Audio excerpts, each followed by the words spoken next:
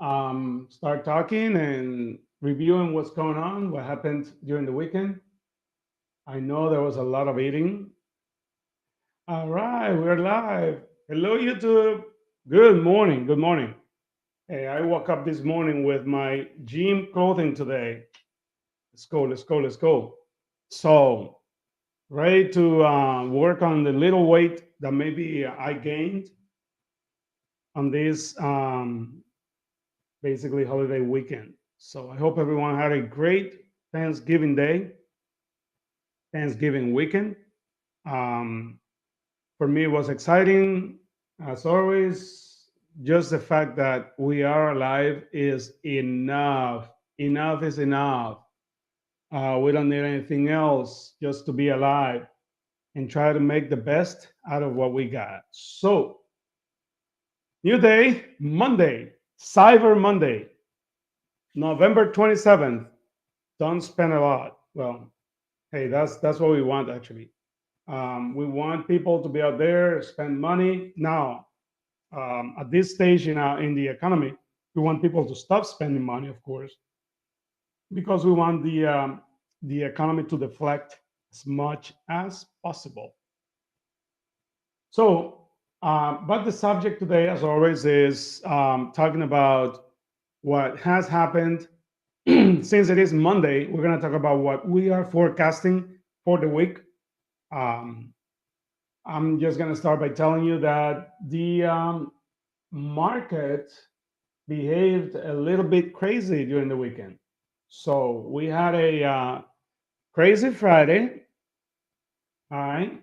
I would say it was a scary Friday. It was almost like a little bit of a Halloween Friday. And the reason why we say that is because the market changed, changed not in our favor, but it did change against us on Friday. So if we had an interruption right now, we had a call coming through. So we apologize for that. So hopefully they're not going to keep calling. Let me just put it on. Okay. Well, let me just leave it like that and I'll find a way to answer them. So So basically, again, I mean, the market it did behave a little bit kind of like funny on Friday. We were expecting at least the mortgage industry was expecting. I was expecting personally the 10-year Treasury to go past the 101. So unfortunately, I'm guessing it was due to the inactivity on Friday, Thursday, and Friday. We had a very, very soft and negative um, 2 days that resulted in a reversal. Instead of going and passing the 101, basically the 10-year treasury, what it did was it came in reverse. And instead, what it did was in um, ended in 100.141. So let me just answer this email real quick. I had a very important call coming in. I couldn't answer, but let me just let this person, if we can talk just in about 15 minutes.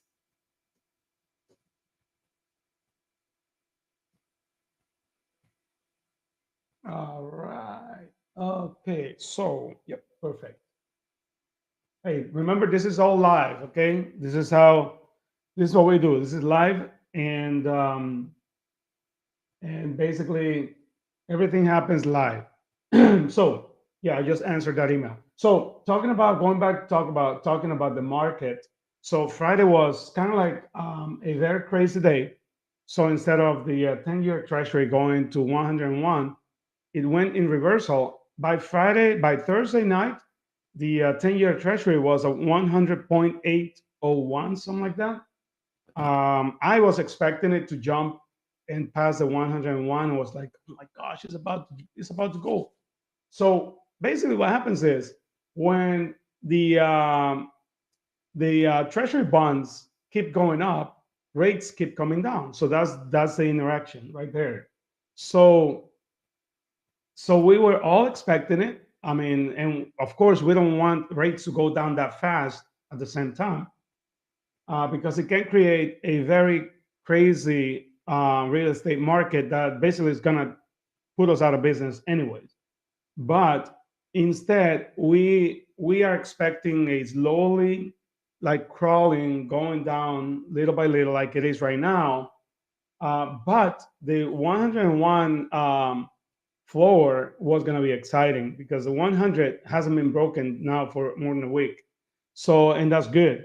That's a good news. So, right now, for example, the 10-year Treasury is at 100.531, which it is great because it's still keeping rates um, low enough for people to get excited about maybe jumping into buying their home, or maybe refinancing, because some people even bought their property at close to 8.5. And right now, honestly, right now we can do some very interesting mortgage rates. So, but Friday was interesting. So enough with Friday. So today's Monday. The market seems to be coming back to regular levels. We see and we can forecast, due to a few reports coming in, that we are going to keep going on the same path we were going last week. Hopefully this week, the new floor is going to be 101. And what that's going to do is going to basically drop rates below 7, which it is where we need it for now, because if it drops below that, what we're going to see is an excitement coming into the real estate market. And I want to point out bring a point right now, which I did in Spanish a little while ago. So, and it is, let me talk about first a few reports coming in, a few of them that came in. One is the building permits that came in. They're coming in and they're coming higher than October.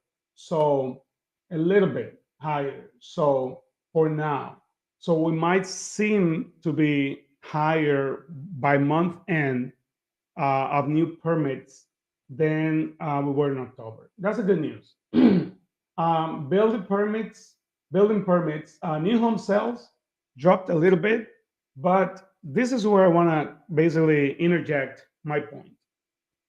New home sales, and I can bet with anyone out there, new home sales are going to skyrocket. Okay, and I'll tell you why. New home sales are going to skyrocket for one reason, because of the lawsuits going on. And I want to bring this point, and I'm not going to stop talking about it. Why in heaven haven't the whole industry, whole real estate industry, jumped and do something about this mess? I mean, we see it on the mortgage side. We see it because we are, remember, we're your backbone. Okay, and for those consumers who are watching, we are the backbone of the real estate industry. So what's happening right now is a disgrace to the end consumer. It is a disgrace to the end consumer. And I'm not that smart. Please, I'm not bringing this up because I'm smart. There's smarter people out there working for the government. There's people who are smarter than me who works for the real estate companies. There's people who know better than me what's going on. We're simply killing the American dream for those end consumers. And I'll tell you why. Okay? I'll tell you why. I'm a consumer too. I'm a consumer too. Okay? I'm actually going through the process right now. Okay? And I'll tell you why I'm so angry at this. One, the seller. Okay? Why new home sales are going to skyrocket? Because builders are not going to stop paying the buyer's agent, because they can, and they know that if they stop paying the buyer's agent, they won't sell a property. But they won't be affected by this mess that's going on. They're going to keep selling. They're going to sell more property now than ever before. And what they're going to do is what they're already started doing, increasing buyer's agent commission. Simple as that. Because they know that they won't survive without the buyer's agent. Okay? So new home sales are going to skyrocket. Why? Because of that. Because if buyers agent were getting 3%, 2%, whatever it is, and it's so stupid to say the buyers agent were colluding and they were agreeing on fixing pricing and all of that. I'm not going to say the word. So what happens is now they're saying, hey, instead of giving the buyers agent 2%, 3%, let's do 5% and let's give them bonuses. Because you know what? The first thing is they can increase now home prices as they wish because they are in control now. It's their industry now. Because what happens is the seller, okay, the reseller, because there's a difference. There is a seller, and when we say seller, we're talking about somebody who's selling a brand new property. The reseller is somebody who's selling a property that he bought before and now he wants to resell in the market. The reseller is all messed up with this. The reseller is all messed up right now. Why? As far as what I heard, okay, don't take it from me, but I heard that supposedly some MLSs are gonna possibly put in a new rule where there's no commission to the buyer's agent allowed on listings, which it should be illegal. It should be made illegal. That should be illegal. Why? Because it is a business, and builders are not gonna stop telling realtors, hey, we can pay you 5% if you bring your clients here. But the reseller now is going to be affected. Why? Because a listing agent is going to list a property, and now the actual MLSs or NAR, whatever, those, I was going to say something I don't want to say. Those people, let's just keep it there, who are working for those people, which I think in some way for those associations and companies, which I think in some way, somehow, there is something going on. I know it's a conspiracy theory, but there's something going on because you don't make yourself, okay, you don't make yourself, let me see if I can bring the word, guilty without even going to a court of law. And the associations, even big brokers are acting like if they are guilty of what? If a few people do something wrong, why penalize the whole industry? But let me go back to the seller, the reseller, and the buyer's agent. The reseller, okay, this is what happens. The reseller put up a property for sale. Now he won't be allowed to tell buyer's agent, hey, we pay the buyer's agent commission too. But the builder can do it. Okay? It is a business. I don't know how they don't understand it. It is a business. It's like you having a company and the government telling you you can make money on it. Having a profession like a doctor and telling you you're not allowed to make money on it. Or you're allowed to make, you know, $75 for every surgery you do. Right? So now what happens is now the reseller is not allowed to do that, and that home is gonna get stuck in there. It's gonna get stuck. They won't sell it. And it's not because the buyer's agent don't want to bring the client because he's making no money. Though, I mean, it is simply because the consumer is not going to have representation. Because those buyer's agent, those who doesn't have the ability to list properties, they're done. They're gone. They're going to be gone from this industry. And all there's going to be left is listing agents, listing properties. Of course, keep in mind, those listing agents are not allowed to make more money than what they listed the property on. Hey, I charge you 3% to list your property. So he's only representing the seller, the reseller. Now, what happens is there's no buyer's agent representation. So now the end consumer, the buyer, is not represented, is basically out there with nobody to tell him or do or help him buy a property. Now, the last part of it is if they do decide to pay the actual buyer's agent, now I'm going to talk about mortgage. The buyer's agent, even now, it's hard for a buyer's agent to come up with all the money for down payment and closing costs. Now we're adding another closing cost, and it is the buyer's agent commission. Because he doesn't feel, he lives in Canada, he lives in New York, he doesn't want to travel here, spend a month looking for properties. He doesn't want to negotiate, he doesn't have the time to do that. He wants to hire a professional. And then now he that's short, maybe not short of money, but he has enough money to buy, to pay down payment and closing costs. Now he has to add another five, six, seven, $8,000 to his closing costs. Guess what? Especially first-time home buyers, they right now their American dream got killed because not only they won't have money, but now they don't have money to pay buyer's agent either. So what the hell is going on? Now, if you have heard anything from the associations, if you have heard anything from, from the MLSs, please send us your info through the YouTube channel.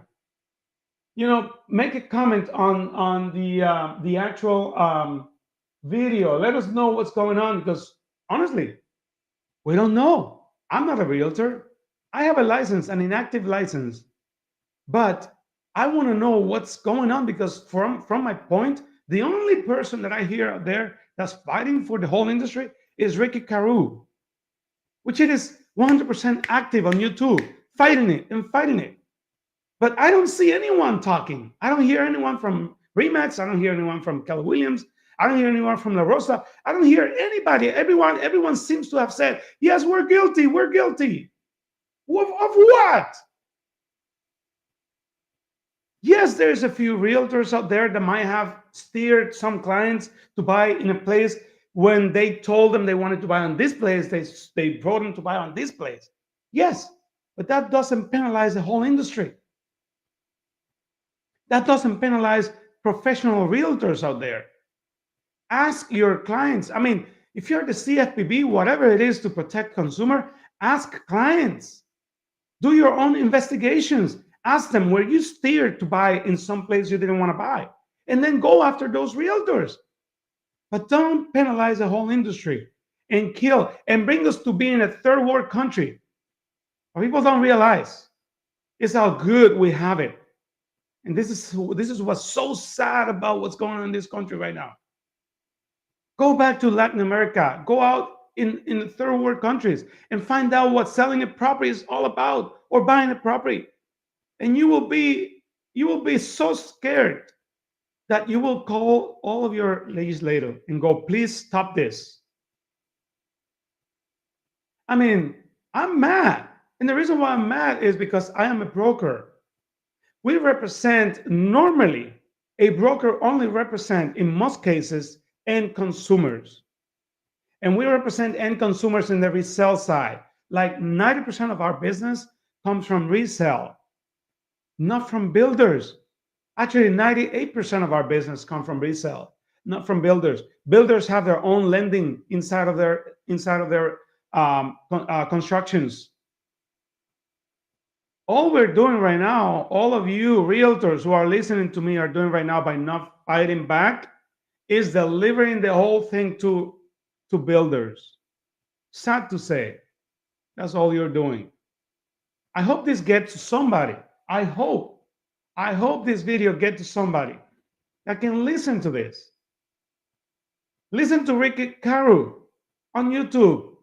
That guy knows more than anyone. That guy talks about clean, straight, information that should be actually the way that NAR and their, I'm not going to say that word, lawyers should be saying and doing. Again, I don't know why NAR, Remax, Keller Williams, and those companies have basically admitted to be guilty of something when they're not.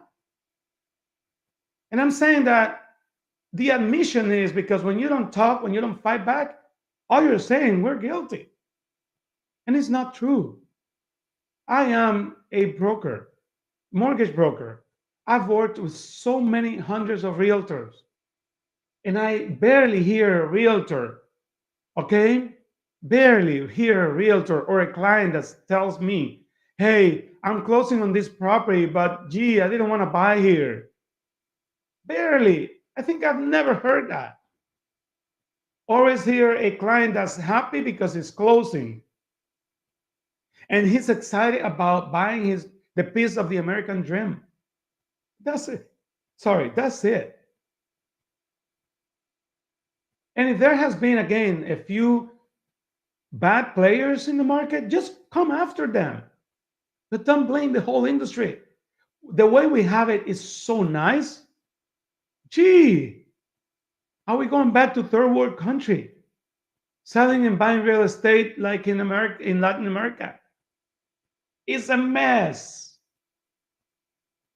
And if you think the realtors have it easy, become a realtor yourself. Those lawyers who are thinking the realtors have it easy and they make a lot of money, gosh, I mean, one question is, don't they know the statistics?